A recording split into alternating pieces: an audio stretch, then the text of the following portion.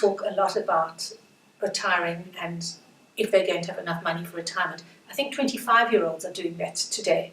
But for people who are about to retire, the changes to the Retirement Act, which was supposed to come through in 2016, now look like coming through in 2019. So can you tell me a little bit about what's changed and what's actually going to happen and how it affects people who haven't as yet retired but might retire in the next year or two?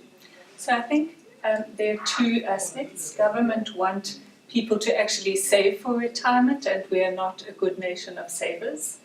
And so they're encouraging people to have pension and provident funds.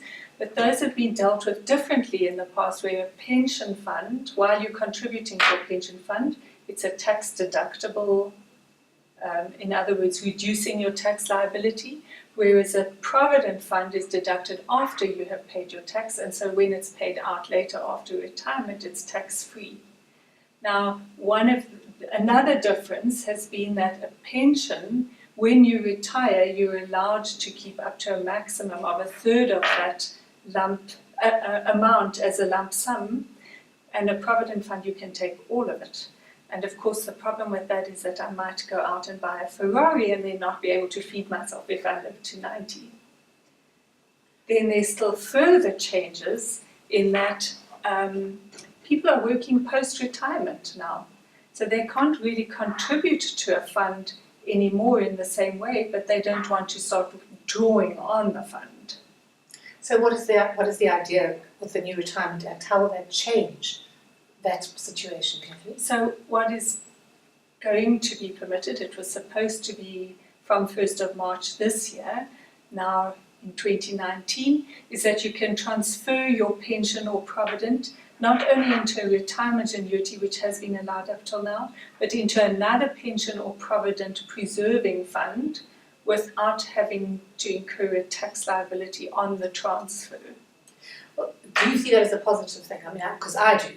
Yes, it is a positive thing. The interesting thing is you can move a provident fund into another provident fund or pension fund, but you can't move a pension fund into a provident fund because of the tax issues that would come up because of that. That would complicate it. And is there an age situation here, or is it simply according to your company's policies? According to the fund policies. The fund yes. policies.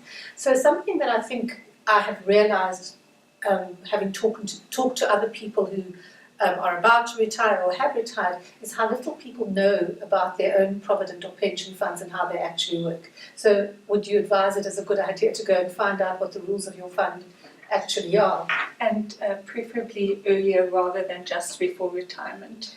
And Cathie, did you specify how many times you can make that transfer? So while you're working, you can move.